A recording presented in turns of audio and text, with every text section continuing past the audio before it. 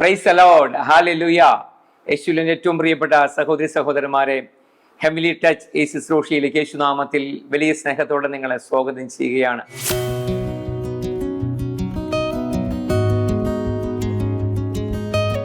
പരിശുദ്ധാത്മാവിന്റെ സാന്നിധ്യം ഒരു വ്യക്തിയിൽ നിറഞ്ഞു കഴിഞ്ഞാൽ ആ വ്യക്തിയിൽ പ്രത്യേകമായി 4 പ്രധാനപ്പെട്ട അടയാളങ്ങൾ സംഭവിക്കും, മാറ്റങ്ങൾ സംഭവിക്കും. അപ്പോസ്തല പ്രവർത്തനം 11-24 വാക്യം പറയുന്നു, ബർന്നബാസ് പരിശുദ്ധാത്മാവിനാലും വിശ്വാസത്തിലും നിറഞ്ഞ നല്ല ഒരു മനുഷ്യനായിരുന്നു. ബർന്നബാസിനെ കുറിച്ച് പരിശുദ്ധാത്മാവ് തന്നെയാണ് എഴുതി വെച്ചിട്ടുള്ളത്. അവൻ പരിശുദ്ധാത്മാവിനാൽ നിറഞ്ഞ ഒരു വ്യക്തി ജീവിതമായിരുന്നു. ഈ കാലഘട്ടത്തിൽ പരിശുദ്ധാത്മാവിൽ നിറഞ്ഞ വ്യക്തി ജീവിതങ്ങൾക്ക് മാത്രമാണ് യേശുവിന് വേണ്ടി ജീവിക്കാൻ സാധിക്കുകയുള്ളൂ. പ്രധാനമായി 4 അടയാളങ്ങളാണ് ഒരു വ്യക്തിയിൽ പരിശുദ്ധാത്മ നിറഞ്ഞാൽ സംഭവിക്കുന്നത്. മറ്റനേകം കാര്യങ്ങൾ സംഭവിക്കും, എന്നാൽ പ്രധാനപ്പെട്ടത് ഇതാണ്. ഇതൊരു വ്യക്തിയിൽ കണ്ടു കഴിഞ്ഞാൽ ആ വ്യക്തി ശക്തമായ ദൈവസാന്നിധ്യത്തിൽ നിറഞ്ഞ ഒരു വ്യക്തിയാണെന്ന് നമുക്ക് തിരിച്ചറിയാൻ സാധിക്കും. ആദ്യത്തെ അടയാളം, ആ വ്യക്തി യേശുവിനായി ചലിക്കുന്ന വ്യക്തി ആയിരിക്കും. പ്രിയപ്പെട്ടവരെ, ആ വ്യക്തി ജീവിതത്തിൽ രണ്ടാമത് കാണുന്ന അടയാളം, ആ വ്യക്തി പ്രാർത്ഥനയുടെ വ്യക്തിത്വമായി രൂപാന്തരപ്പെടും. മൂന്നാമത് ആ വ്യക്തിയിൽ കാണുന്ന അടയാളം, ആ വ്യക്തിയിൽ പരിശുദ്ധാത്മാവിന്റെ ഫലങ്ങൾ ഒഴുകും. യേശുവിന്റെ സ്വഭാവം ആ വ്യക്തിയിൽ വെളിപ്പെടും. 4-മത്തെ വലിയ മാറ്റം, ആ വ്യക്തിയുടെ കഴിഞ്ഞകാല ജീവിതങ്ങളിലൂടെയുള്ള എല്ലാ തിക്താനുഭവങ്ങളിൽ നിന്ന്, പാപ സ്വഭാവങ്ങളിൽ നിന്ന്, ബന്ധനാവസ്ഥകളിൽ നിന്ന് പരിപൂർണമായൊരു സ്വാതന്ത്ര്യം ദൈവമായ കർത്താവ് ആ വ്യക്തിക്ക് നൽകും. പ്രിയപ്പെട്ടവർ, ഈ 4 അടയാളങ്ങൾ ഒരു വ്യക്തിയിൽ കണ്ടു കഴിഞ്ഞാൽ ഉറപ്പിക്കുക, ആ വ്യക്തി പരിശുദ്ധാത്മാവിനാൽ നയിക്കപ്പെടുന്ന വ്യക്തിയാണ്. പ്രിയപ്പെട്ടവർ, ഇന്നേ ദിവസം നമ്മൾ ധ്യാനിക്കുന്നത്, ഒരു വ്യക്തി പരിശുദ്ധാത്മ നിറഞ്ഞാൽ ആദ്യം സംഭവിക്കുന്ന അടയാളം, ആ വ്യക്തി യേശുവിനായി ചലിക്കാൻ തുടങ്ങും. പരിശുദ്ധാത്മാവിന് ഒരു പ്രത്യേകതയുണ്ട്. ചലിപ്പിക്കാത്തതിനെ ചലിപ്പിക്കുവാൻ പരിശുദ്ധാത്മാവിന് അത്ഭുത ശക്തിയുണ്ട്. അപ്പോസ്തല പ്രവർത്തനം 4-31 വാക്യം വചനം പറയുന്നു, പ്രാർത്ഥന കഴിഞ്ഞപ്പോൾ അവർ സമ്മേളിച്ചിരുന്ന സ്ഥലം കുലുങ്ങി. അവരെല്ലാവരും പരിശുദ്ധാത്മാവിനാൽ പൂരിതരായി ദൈവവചനം ധൈര്യപൂർവ്വം പ്രസംഗിച്ചു. പ്രിയപ്പെട്ട സഹോദരി സഹോദരന്മാരെ, നമ്മളിപ്പോൾ ആയിരിക്കുന്ന ഈ ഭവനം അത് എപ്പോഴാണ് കുലുങ്ങുന്നത്? കുലുങ്ങാൻ സാധ്യമാണോ? ഇവിടെ പ്രാർത്ഥിച്ചു കഴിഞ്ഞപ്പോൾ സ്ഥലം കുലുങ്ങി എന്നാണ് പറയുന്നത്. ഒരു ബിൽഡിംഗ് കുലുങ്ങാൻ തക്ക വിധം എന്താണ് സംഭവിച്ചത്? പരിശുദ്ധാത്മാവ് ശക്തി അവിടെ ഇറങ്ങി വന്നു. ഒരിക്കലും ഒരു ബിൽഡിംഗ് കുലുങ്ങുകയില്ല. പക്ഷേ പരിശുദ്ധാത്മാവ് ഇറങ്ങി വന്നപ്പോൾ ചലിക്കാത്ത, കുലുങ്ങാത്ത ആ കെട്ടിടം പോലും, ആ മുറി പോലും കുലുങ്ങാൻ തുടങ്ങി. പ്രിയപ്പെട്ടവരെ, ഇതുപോലെ ജീവിതത്തിൽ പച്ചയായ യാഥാർത്ഥ്യങ്ങളിലൂടെ മുന്നോട്ട് പോകുമ്പോൾ കഠിന ഹൃദയരായി പാപ സ്വഭാവത്തിൽ ലോകത്തിന്റെ അടിമത്തത്തിൽപ്പെട്ട് കഴിയുന്ന വ്യക്തി ജീവിതം യേശുമായിട്ടുള്ള യഥാർത്ഥ എൻകൗണ്ടറിലേക്ക് കടന്നു വരുമ്പോൾ, കണ്ടുമുട്ടലിലേക്ക് കടന്നു വരുമ്പോൾ ആ വ്യക്തിയിലേക്ക് ദൈവപിതാവ് പരിശുദ്ധാത്മാവിനെ വർഷിക്കുകയാണ്. അതിനുശേഷം ആ വ്യക്തിയിൽ എന്താണ് സംഭവിക്കുന്നത്? ആ വ്യക്തിയിൽ അസാധാരണമായ ഒരു ദൈവപ്രവൃത്തി വെളിപ്പെടും. എന്താണ്? ആ വ്യക്തി യേശുവിനായി ചലിക്കാൻ തുടങ്ങും. അപ്പോസ്തല പ്രവർത്തനം 9-ാം അധ്യായം, അവിടെ വളരെ വ്യക്തമായി സാവൂളിനെ കുറിച്ച് വചനം പറയുന്നു. നമുക്കെല്ലാവർക്കും സാവൂൾ പൗലോസായ എല്ലാ കാര്യങ്ങളും വ്യക്തമായി നമുക്കറിയാം. എന്നാൽ പരിശുദ്ധാത്മാവ് എങ്ങനെയാണ് ആ വ്യക്തിയിൽ പ്രവർത്തിച്ചത്? 9-ാം അധ്യായം 3-ാം വാക്യം പറയുന്നു, ഡമാസ്കസിലേക്കുള്ള യാത്രയിൽ സ്വർഗത്തിന്റെ ഒരു മിന്നലൊളി ഇതാ പൗലോസിന് മേൽ പതിക്കുകയാണ്. അവൻ കുതിരപ്പുറത്തും താഴേക്ക് വീഴുന്നു. യേശുമായിട്ടുള്ള ഒരു ബന്ധത്തിലേക്ക്, ഒരു എൻകൗണ്ടറിലേക്ക് ഇതാ കടന്നു വരികയാണ്. പ്രിയപ്പെട്ട സഹോദരി സഹോദരന്മാരെ, ഈ മിന്നലൊളി എന്താണ്? ഇത് ദൈവ സാന്നിധ്യത്തിന്റെ ഒരു സ്പർശനമാണ്. ഇതെപ്പോഴാണ് നമ്മൾ സ്വീകരിക്കാൻ പോകുന്നത്? ദൈവത്തിന്റെ വചനം കേട്ടുകൊണ്ടിരിക്കുമ്പോൾ തന്നെ ഒരു മിന്നലൊളി നിങ്ങളുടെ മേൽ പതിക്കുവാൻ സാധ്യതയുണ്ട്. സ്വീകരിക്കുക. കർത്താവിന്റെ വചനം ധ്യാനിച്ചു കൊണ്ടിരിക്കുമ്പോൾ, വിശുദ്ധ കുർബാനയിൽ ആത്മാർത്ഥമായി ഹൃദയ നുറുക്കത്തോടെ, അനുതാപ ഹൃദയത്തോടെ വിശുദ്ധ കുർബാനയിൽ ഇതാ കർത്താവിനെ ആരാധിച്ചു കൊണ്ടിരിക്കുമ്പോൾ, മറ്റുള്ളവരെ സ്നേഹിച്ചു കൊണ്ടിരിക്കുമ്പോൾ, ഒരു കൂട്ടായ്മയിൽ പങ്കെടുത്തുകൊണ്ടിരിക്കുമ്പോൾ, ഒരു പ്രാർത്ഥനാ കൂട്ടായ്മയിൽ ഇതാ കർത്താവിനെ ആത്മാവിൽ ആരാധിച്ചു കൊണ്ടിരിക്കുമ്പോൾ, പ്രിയപ്പെട്ടവരെ, ഒരു ഓൺലൈൻ ശുശ്രൂഷയിൽ നിങ്ങൾ വലിയ ദാഹത്തോടെ പങ്കെടുത്തുകൊണ്ടിരിക്കുമ്പോൾ എല്ലാം സ്വർഗത്തിന്റെ ഒരു മിന്നലൊളി നിങ്ങളുടെ മേൽ പതിക്കുവാൻ സാധ്യതയുണ്ട്. ഇതാ സാവൂളിന്റെ മേൽ ആ മിന്നലൊളി പതിച്ചു. അവൻ ഇതാ നിലത്ത് വീഴുന്നു. പ്രിയപ്പെട്ടവരെ, അപ്പോൾ എന്താണ് സംഭവിച്ചത്? അപ്പോസ്തല പ്രവർത്തനം 9:8 വചനം പറയുന്നു, കണ്ണുകൾ തുറന്നിരുന്നിട്ടും ഇതാ സാവൂളിനൊന്നും കാണാൻ പറ്റുന്നില്ല. എന്താണ് സംഭവിച്ചത്?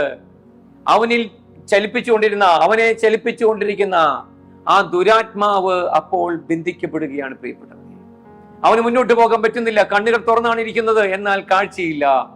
എന്താണ് സംഭവിച്ചത്? അവനിലുള്ള തിന്മയുടെ ശക്തികളെ കർത്താവ് യേശു ക്രിസ്തു ബന്ധിച്ചു. പിന്നീട് എന്താണ് സംഭവിക്കുന്നത്? പിന്നീട് കർത്താവ് അനനിയാസിനെ അയക്കുകയാണ്. അനനിയാസ് ചെല്ലുന്നു. അപ്പോസ്തലർ പ്രവർത്തനം 9:18 അനനിയാസ് അവന്റെ മേൽ കൈകൾ വയ്ക്കുന്നു. അപ്പോൾ പരിശുദ്ധാത്മാവ് സാവൂളിന്റെ മേൽ ഇറങ്ങി വരുന്നു. അവന്റെ കണ്ണുകളിൽ നിന്ന് ചെതമ്പല് പോലെ എന്തോ ഒന്ന് അടർന്നു വീഴുന്നു. അവൻ ഇതാ കാഴ്ചപ്പാടുകൾ മാറി പരിശുദ്ധാത്മാവിനെ നിറഞ്ഞ് ജ്ഞാനസ്നാനം സ്വീകരിക്കുകയാണ്. പ്രിയപ്പെട്ടവരെ, പിന്നീട് സാവൂളായിരുന്ന പൗലോസിന്റെ ജീവിതത്തിൽ 9:20 എന്താണ് ചെയ്യുന്നത്? ഇതാ സാവൂൾ പൗലോസായി കഴിഞ്ഞപ്പോൾ അവൻ യേശുവിന് വേണ്ടി ചലിക്കാൻ തുടങ്ങി. അവൻ യേശുവിന് വേണ്ടി ഉണരാൻ തുടങ്ങി. അതുവരെ തിന്മയ്ക്ക് വേണ്ടി ചലിച്ചിരുന്ന ആ വ്യക്തി ജീവിക്കുന്ന ദൈവത്തിന്റെ പുത്രനായ യേശു ക്രിസ്തുവിന് വേണ്ടി ചലിക്കാൻ തുടങ്ങി. അവൻ എഴുന്നേറ്റ് യേശു ക്രിസ്തു കർത്താവാണെന്ന് പ്രഘോഷിക്കാൻ തുടങ്ങി. പ്രിയപ്പെട്ടവരെ, ഇത് ഒരു വ്യക്തി ജീവിതത്തിൽ സംഭവിച്ചാൽ ആ വ്യക്തിയിൽ നിശ്ചയമായും പരിശുദ്ധാത്മാവിന്റെ പ്രവർത്തനം തുടങ്ങി എന്നതിന്റെ ഏറ്റവും വലിയ അടയാളമാണ്.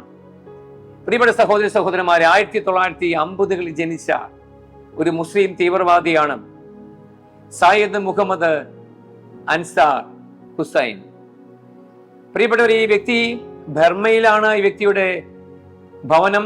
ഈ വ്യക്തി ജനിക്കുന്നത് ബോംബെയിലാണ്. അവിചാരിതമായിട്ടാണ് ബോംബെയിൽ ജനിക്കുന്നതെങ്കിലും ആ വ്യക്തിയുടെ മാതാപിതാക്കളെല്ലാം ബർമയിൽ തന്നെയാണ്. വളരെ പാരമ്പര്യമായ മുസ്ലിം കുടുംബത്തിൽ ജനിച്ചു വളർന്ന ഈ വ്യക്തി വളരെ ചെറുപ്പത്തിൽ തന്നെ ഒരു ഗാങ് ലീഡർ ആയിരുന്നു. കരോട്ട ബ്ലാക്ക് ബെൽറ്റ് ധാരിയായിരുന്നു. നല്ല ഒരു യോദ്ധാവായതുകൊണ്ട് പെട്ടെന്ന് തന്നെ ബർമൻ അധികാരികൾ ഈ വ്യക്തിയെ പട്ടാളത്തിൽ ചേർക്കുകയാണ്. സമയത്താണ് 1974 ചൈന ബർമ യുദ്ധം നടക്കുന്നത്. ആ യുദ്ധത്തിൽ വെച്ച് വെടിയേറ്റ് ഈ ഹുസൈന്റെ കാലിൽ സോക്കറ്റ് തകരുകയാണ്. പ്രിയപ്പെട്ടവർ, അതിനുശേഷം വടി കുത്തി പിടിച്ചിട്ടാണ് ഈ വ്യക്തി നടക്കുന്നത്. അതിനുശേഷം പട്ടാളത്തിൽ നിന്നും പിന്മാറി ആ വ്യക്തി തീവ്രവാദ പ്രസ്ഥാനത്തിൽ ആകർഷണാവുകയാണ്. അങ്ങനെ ക്രിസ്ത്യാനികളെ എങ്ങനെ നശിപ്പിക്കാം എന്നുള്ള ചിന്തയിൽ മുന്നോട്ട് പോകുമ്പോൾ അനേകം വ്യക്തി ജീവിതങ്ങൾക്ക് ഈ വ്യക്തി ഒരു വലിയ വേദനയായി മാറി. അനേകർ ഇതാ ഹുസൈൻ വേണ്ടി പ്രാർത്ഥിക്കാൻ തുടങ്ങി. പിറ്റേ ദിവസം എന്താണ് തീവ്രവാദ പ്രവർത്തനം ചെയ്യേണ്ടതെന്ന് പ്ലാൻ ചെയ്ത് അതിനെക്കുറിച്ചുള്ള എഴുത്തെല്ലാം എഴുതിക്കൊണ്ടിരിക്കുന്ന സന്ദർഭത്തിൽ ഒരു അസാധാരണമായ ദർശനം ഈ വ്യക്തിക്ക് സംഭവിക്കുകയാണ്. എന്താണ് ദർശനം? കണ്ണുകളിൽ ഇരുട്ട് കയറുന്നു. എല്ലാ വിധത്തിലും അന്ധകാരം. ഇതാ പെട്ടെന്ന് തന്നെ താൻ ഇരിക്കുന്ന കസേര താഴേക്ക് പതിച്ചുകൊണ്ടിരിക്കുകയാണ്. വലിയൊരു ഗർത്തത്തിലേക്ക് അത് പോയിക്കൊണ്ടിരിക്കുന്നു. കൺട്രോൾ ചെയ്യാൻ പറ്റുന്നില്ല. താൻ അറിയുന്ന ദൈവങ്ങളെ നാമമെല്ലാം വിളിക്കുന്നുണ്ട്, എന്നാൽ ഒരു മാറ്റവുമില്ല.